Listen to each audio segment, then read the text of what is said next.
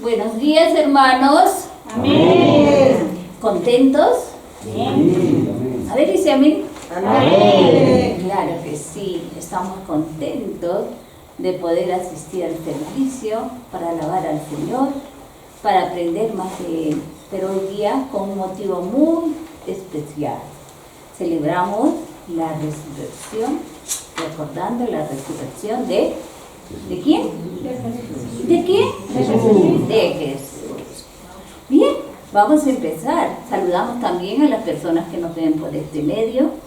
Y vamos a empezar este momento precioso de la alabanza con la alabanza titulada Celebrar a Cristo, celebrar. ¿Nos acompaña?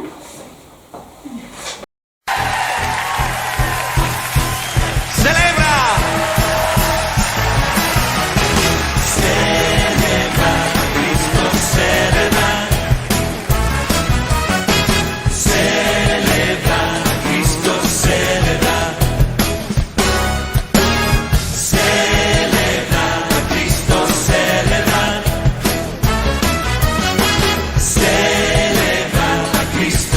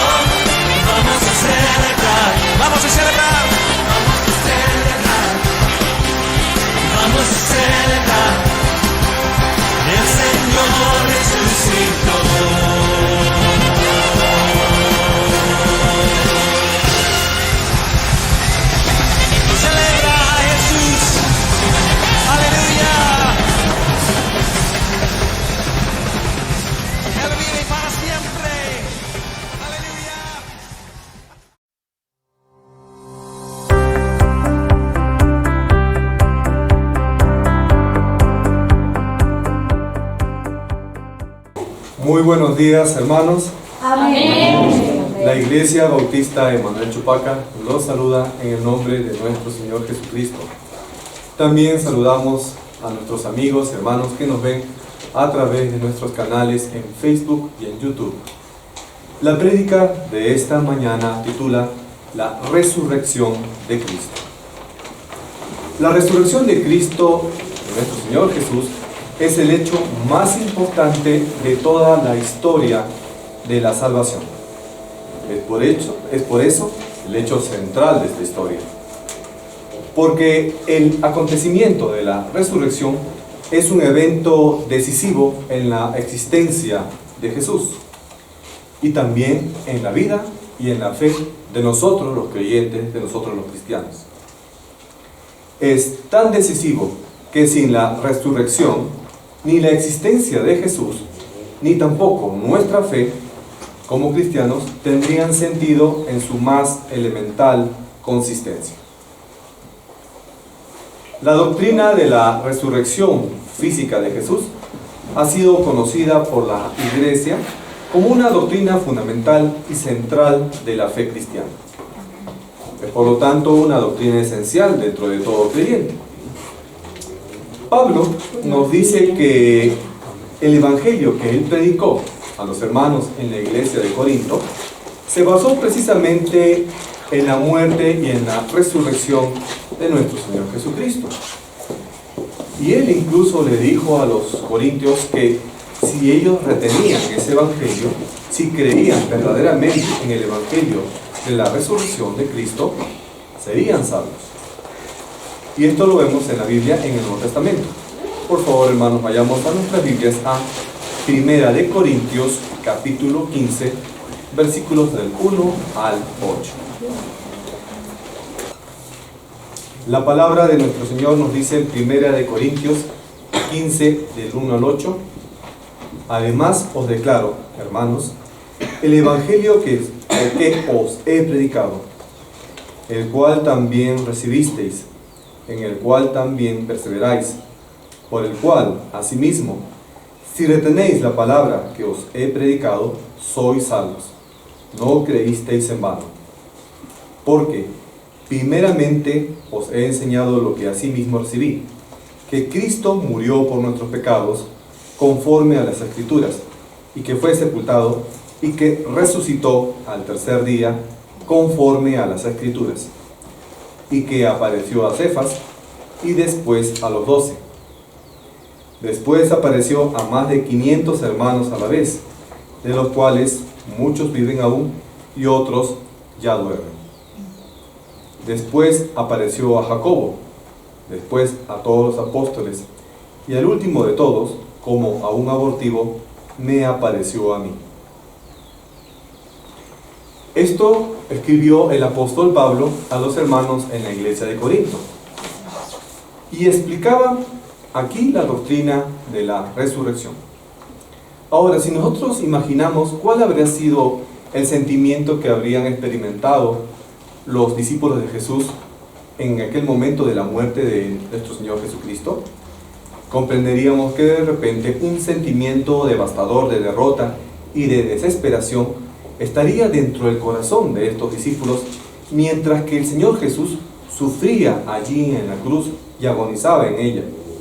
Y peor todavía cuando su cuerpo fue colocado dentro del sepulcro. A pesar de que el mismo Salvador, nuestro Señor Jesús, les había explicado ya, había profetizado a los mismos discípulos en muchas ocasiones acerca de su muerte y de su resurrección. Pero aún así, los discípulos no habían comprendido ese mensaje que nuestro Señor Jesucristo les estaba explicando a ellos. Sin embargo, esa sombría tarde de la crucifixión, después de unos días, pronto se convertiría en una gloriosa mañana, una gozosa mañana con su resurrección. Amén. Pero ese gozo, cuando vino a los discípulos al convertirse ellos en testigos oculares de la resurrección, también había sido declarado momentos antes por los ángeles que habían anunciado que justamente nuestro Señor Jesús había resucitado. En un momento, de repente, para los propios discípulos este evento podría haber significado algo incomprensible, porque se trataba de un hecho completamente sin precedentes. Ahora, consideren por un momento la importancia que tiene la resurrección, porque este evento aclaró de una vez por todas la verdadera identidad de nuestro Señor Jesús, de Jesús de Nazaret, y también trajo abajo grandes debates filosóficos y preguntas que una persona podría tener sobre lo primordial de su vida. ¿Por qué? Porque si Jesús realmente resucitó, entonces forzosamente se concluye que Jesús tenía que ser un ser divino. Ningún ser mortal tiene el poder por sí mismo de regresar a la vida después de haber muerto.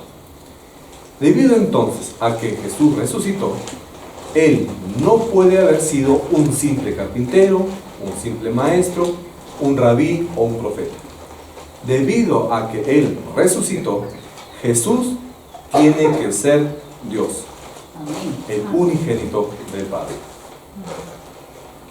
Entonces, dada la realidad de la resurrección de Cristo, carecen de fundamento toda duda que cualquier persona pueda tener sobre la omnipotencia, la omnisciencia y la benevolencia de nuestro Dios el Padre, quien envió a su Hijo, al unigénito, a nuestro Señor Jesucristo, para la redención de todo el mundo. Jesús es entonces, efectivamente, el único hombre, el único nombre y el único medio por el cual la humanidad puede recibir la salvación. La gracia de Cristo, hermanos, es real. Él brinda perdón y brinda purificación al pecador que se ha arrepentido. La fe, nuestra fe, ciertamente va a ir más allá de cualquier producto de la imaginación o de repente de cualquier invención psicológica. Por eso es muy importante que nosotros tengamos certeza en esta doctrina de la resurrección. Ahora, de esta historia que explicó Pablo a los hermanos en la iglesia de Corinto, nosotros podemos encontrar algunos fundamentos acerca de la resurrección. El primer fundamento: la Biblia nos da una exhortación a retener la palabra. El primer fundamento, se nos da una exhortación a retener la palabra.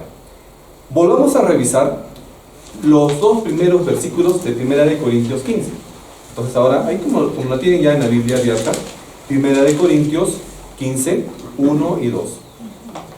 Que nos dice: además os declaro, hermanos, el evangelio que os he predicado, el cual también recibisteis, en el cual también perseveráis, por el cual asimismo, si retenéis la palabra que os he predicado, sois salvos, si no creísteis en vano.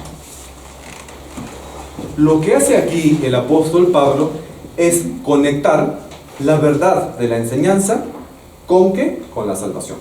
Y él acá nos dice lo siguiente: si retenéis las palabras que os he predicado, ustedes serán salvos. Nos está explicando el apóstol Pablo. Es decir que la doctrina de la salvación, de la resurrección física de nuestro Señor Jesucristo es esencial, es fundamental para nuestra salvación. El evangelio que se predica en la Biblia es un evangelio de la muerte y de la resurrección de Cristo. Y escuchen bien, si no creemos en la muerte y no creemos en la resurrección de Cristo, no puede haber una salvación genuina. En todas las congregaciones puede ser que eventualmente haya alguna persona que no crea en la salvación. Algunos se mueven más en dirección de creer por de repente algunas simples suposiciones. Y a estas personas que pueden estar en la iglesia o en otras iglesias, que no creen en la salvación, podríamos nosotros considerarlos como impostores de la fe.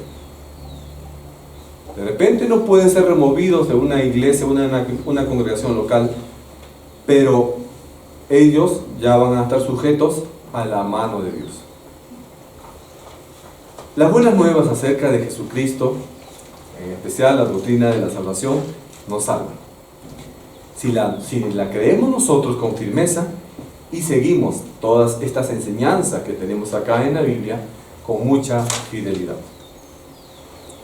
Un segundo fundamento que encontramos en esta historia que nos explica a Pablo es la misma doctrina de la resurrección. El segundo fundamento, la doctrina de la resurrección. Y esto nos lo explica Pablo aquí en 1 Corintios 15, en versículos 3 y 4. El cual nos dice: porque primeramente os he enseñado lo que asimismo recibí, que Cristo murió por nuestros pecados, conforme a las Escrituras, y que fue sepultado, y que resucitó al tercer día, conforme a las Escrituras. Tan fundamental e importante es esto, que la doctrina de la resurrección de Cristo fue una de las doctrinas que acompañó a los miembros de la iglesia primitiva desde el momento en que el mismo evangelio empezó a ser predicado. Incluso en el primer sermón de la iglesia primitiva, en el Pentecostés, el que fue hecho por el apóstol Pedro, la doctrina de la resurrección de Cristo fue parte esencial de esa primera predicación del evangelio. Tanto así que posteriormente el apóstol Pablo nos dice que creer en la resurrección física de nuestro Señor Jesucristo es esencial para que una persona pueda ser salvo. Entonces, nadie puede ser salvo si no cree en la resurrección de Cristo. Y esto lo afirma el apóstol Pablo y también está en la Biblia. Por favor, hermanitos, hagamos un paréntesis a Corintios y vayamos al libro de Romanos, capítulo 10, versículo 9. Romanos 10, 9 nos dice que si confesares con tu boca que Jesús es el Señor y creyeres en tu corazón que Dios le levantó de los muertos, serás salvo. Amén. Amén. Así que todos nosotros tenemos que considerar esta doctrina como parte esencial del evangelio y de la predicación del mismo. Si tú no crees en la resurrección de Cristo, no crees en Jesús, por lo tanto, no eres salvo. Así vengas a la iglesia, dudas de la crucifixión, dudas de la muerte y dudas de la resurrección de Cristo, no podrías ser salvo. Ahora aquí el evangelio no nos habla de algo que nosotros debamos hacer, de algo de lo cual de repente nosotros tenemos que estar ocupados para llevar a cabo con nuestro propio esfuerzo o de repente nuestra propia actividad, sino el evangelio nos está hablando de algo que el mismo Jesucristo ya hizo por nosotros. Aquí la Biblia nos dice que Cristo murió, fue sepultado y resucitó para que nosotros podamos tener la salvación. Los evangelios nos dicen que Jesús murió. Su muerte fue un hecho histórico. Pocas personas de repente podrían atrever a negarse con todas las evidencias que hay. Y acá hay que añadir que Cristo, después de haber muerto, fue sepultado, es decir, lo pusieron en una tumba. ¿Y por qué sería importante ese detalle de que Cristo fue puesto en una tumba?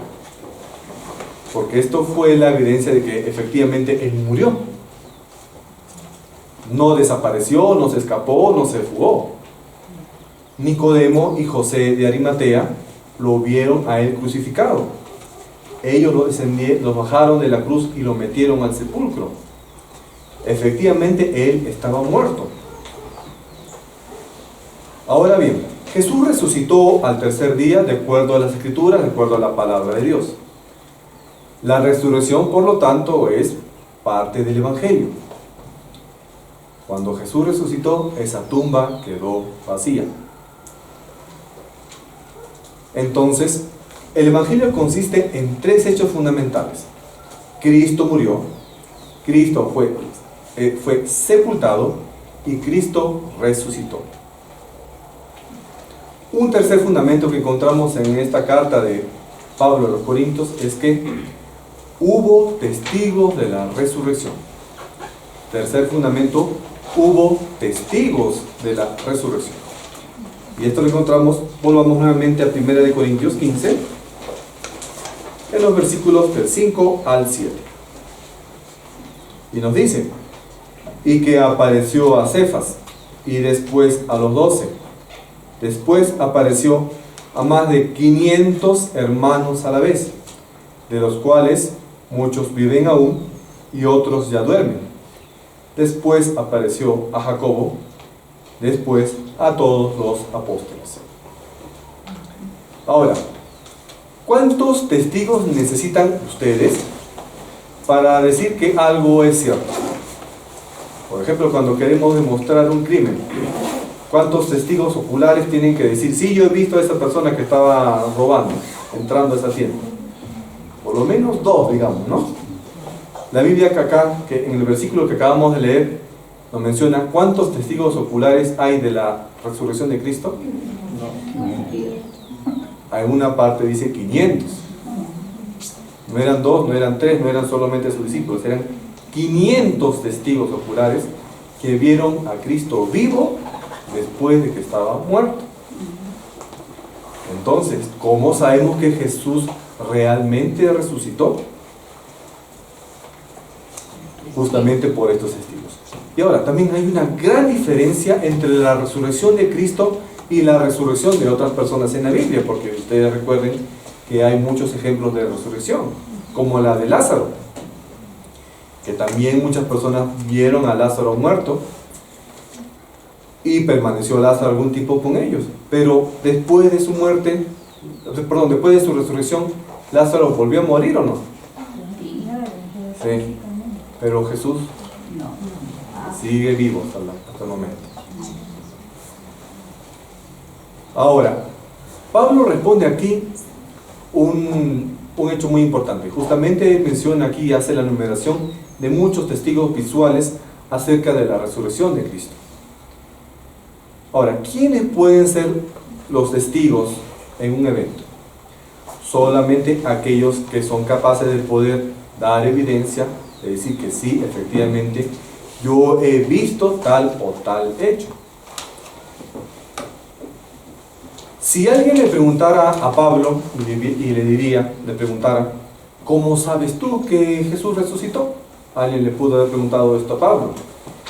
Y Pablo le pudo haber dicho: es que yo creo que Jesús resucitó porque lo escuché decir a Pedro. Y le preguntaría: ¿y de dónde lo sacó Pedro? Lo escuchó de Juan. ¿Y de dónde lo sacó Juan? Lo escuchó de Andrés, y así sucesivamente. Pero el apóstol Pablo no dice aquí eso en este versículo. Pablo nos dice acá que tal persona lo vio tal, lo vieron 500. O sea, hubo una gran evidencia acerca de la resurrección de nuestro Señor Jesucristo. Una de las primeras personas que menciona aquí Pablo, que fue también testigo visual, presencial de la resurrección de Cristo, es Cefas. Cefas es el apóstol Pedro. Ahora, siempre va a haber personas que te van a decir que es mentira la resurrección de Cristo. Pero Pablo nos asegura que muchas personas vieron a Jesús después de su resurrección. No solamente Pedro, sino que todos los 12 discípulos lo vieron. También mencionan en estos versículos que más de 500 personas, muchas de las cuales vivían y otras también ya habían fallecido en el tiempo cuando Pablo había escrito esta carta. Jacobo, o también conocido como Santiago, que es el hermano de Jesús, también lo vio a él. Los apóstoles y el mismo Pablo también lo pudo ver en algún momento. Entonces la resurrección es un hecho histórico, hermanos. Y no te desalientes por aquellos incrédulos que te dicen que tu fe, que tu creencia es mentira. Por el contrario, tú tienes que llenarte de esperanza, porque estos eventos que están descritos aquí en la palabra de Dios es una prueba viviente. Y tú confiadamente también debes esperar el pronto regreso de nuestro Señor Jesús. Amén. Amén. Esa tumba estaba vacía y hay pruebas de la resurrección de Cristo. Ahora, la tumba vacía no es la única prueba de repente de que Jesús resucitó de entre los muertos. No es la única. Porque también ha habido muchas discusiones o muchas especulaciones acerca de que esa tumba estaba vacía. Y ha habido tantos argumentos ahí medio sacados de los cabellos acerca de la falsa resurrección, entre comillas, de Jesús. Y por ahí argumentaban que los discípulos de repente estaban planteando algún tipo de engaño. Por ejemplo, algunos decían que Jesús no había muerto, sino que en la cruz se había desmayado. Algunos dicen eso. Pero todo apunta de que Jesús efectivamente había fallecido y no se había desmayado y luego se despertó ahí en la tumba para escaparse de la tumba. Eso sería absurdo. ¿Por qué? En la cruz, Cristo tenía las manos o las muñecas horadadas por los clavos, al igual que los pies. Había recibido como 40 azotes. Su espalda estaba destrozada. Por último, le habían metido una lanza en el pecho. ¿Una persona así simplemente se desmayaría? O por último ya, si había aguantado hasta el lanzazo que le habían perforado el corazón, imagínense que aún así se hubiese desmayado, él tendría la fuerza suficiente para poder mover una roca que tapaba la puerta de esa tumba y para poder darle un golpe a los guardias ahí de la tumba, noquearlos y escaparse. ¿Tendría la fuerza suficiente para eso? Después de todo lo que le hicieron, no. El otro engaño es que nos dicen que los discípulos sacaron el cuerpo de Jesús y lo escondieron. Ahora, ¿los discípulos pudieron haber burlado la guardia de los soldados romanos de allí? Al mover la roca, ¿acaso la roca era silenciosa como para que los guardias de repente no se despertaran? Tampoco. Hay otra teoría que incluso le dice que los mismos enemigos de Jesús lo habían sacado. Eso también sería lógico porque eso sería en contra de los propósitos de los enemigos de Jesús, de los fariseos. Más bien ellos dieron la orden de que entraran allí los guardias de los romanos para que nadie saque el cuerpo de Jesús. Otro, aunque ustedes no crean, los discípulos no estaban preparados para la resurrección de Cristo. A pesar de que ellos habían escuchado la profecía de Cristo de que él iba a morir y que iba a resucitar, no le creyeron, no comprendían. Los grandes apóstoles que caminaron con Jesús durante más de 3 años estaban escondidos cuando Jesús había muerto. Estaban escondidos porque tenían miedo de la persecución de los fariseos. Y como estaban escondidos, ellos no esperaban la resurrección de Cristo. ¿Y quién fue las primeras personas que se dieron cuenta de que Cristo había resucitado? No fueron sus apóstoles, fueron las mujeres. Ustedes, damas. Fueron las mujeres que iban a darle honra a nuestro Señor Jesucristo ahí en la tumba y vieron que la tumba estaba vacía.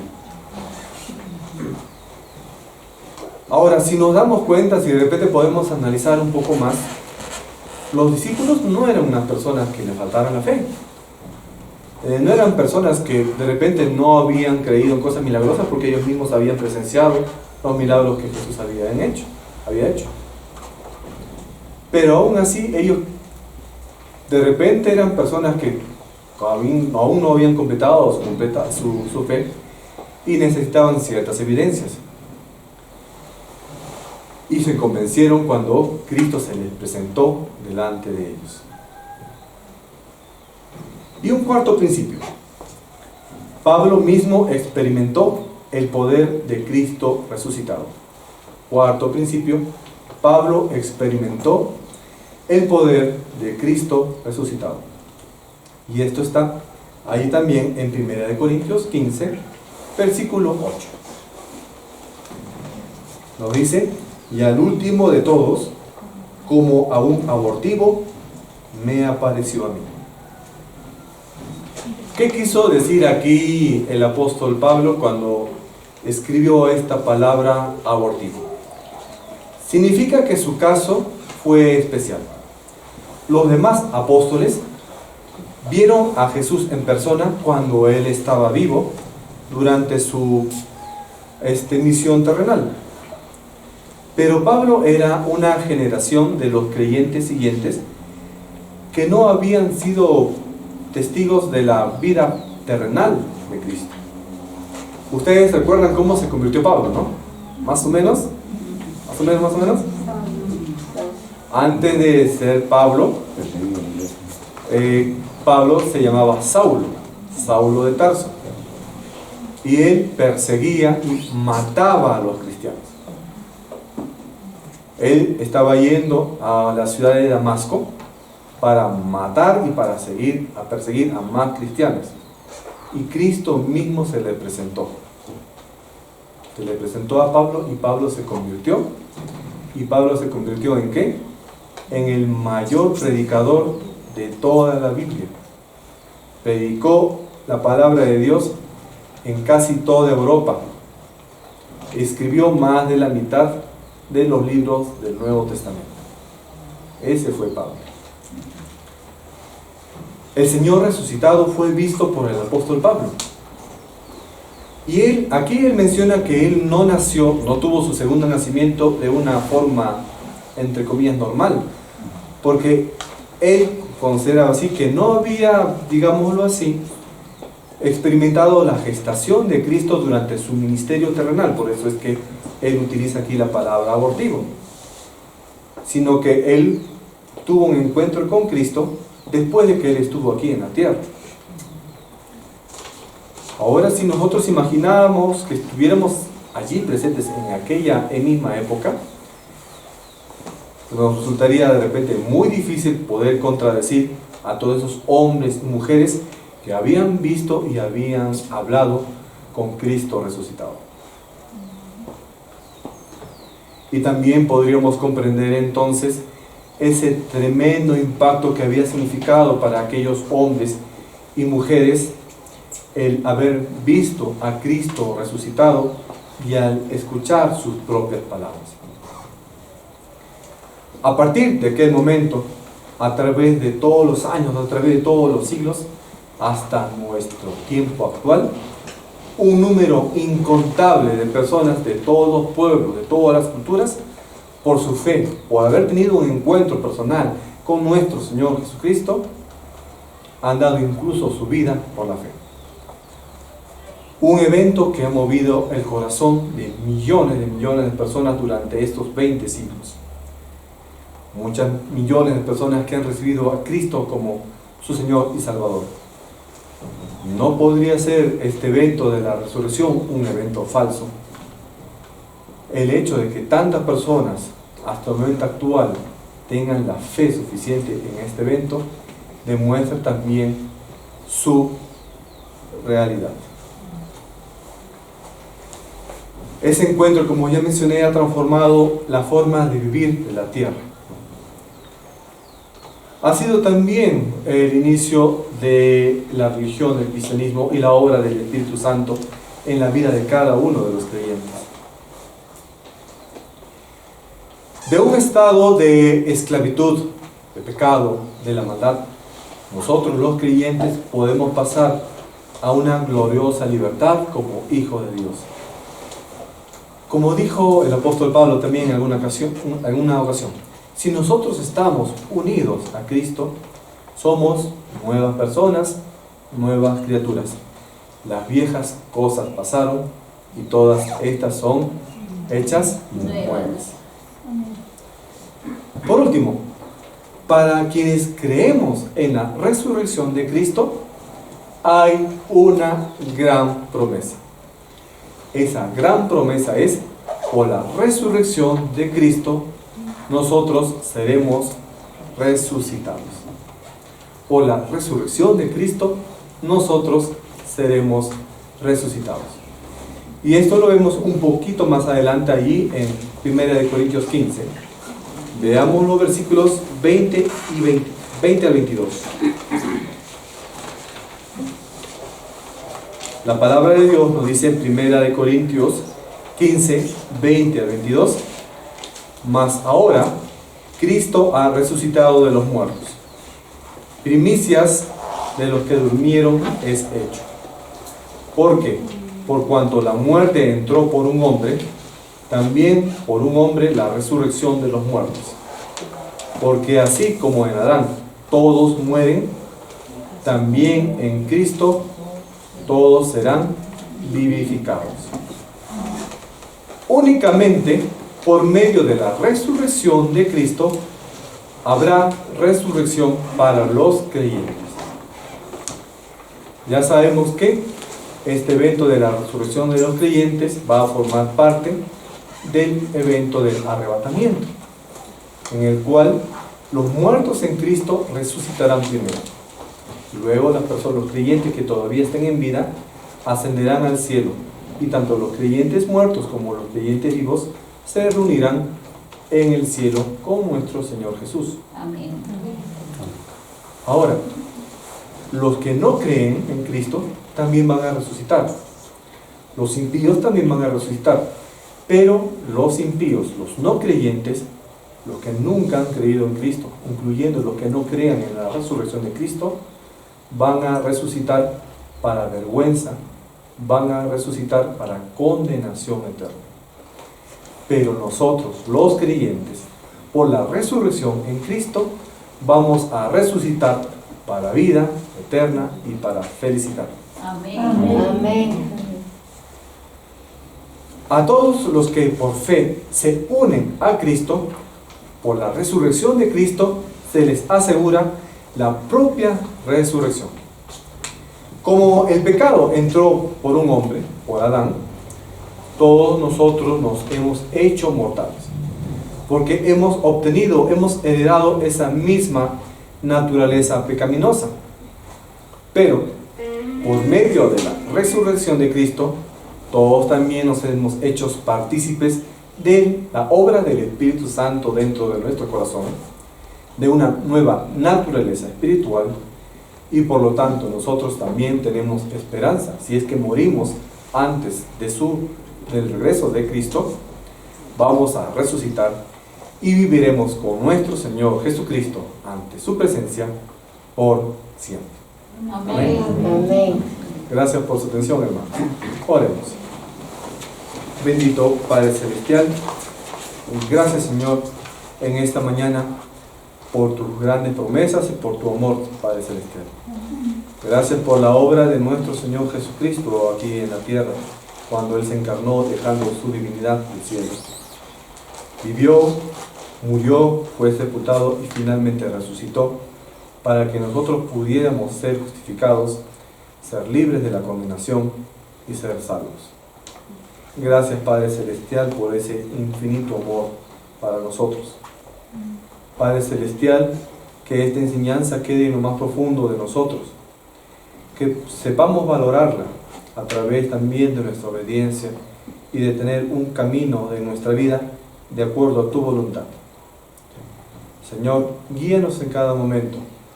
Padre Celestial, suple también nuestras necesidades aquí en la tierra. Permítenos ser pacientes, Señor, ante toda dificultad o prueba que se nos presente. Ilumínanos también, Señor.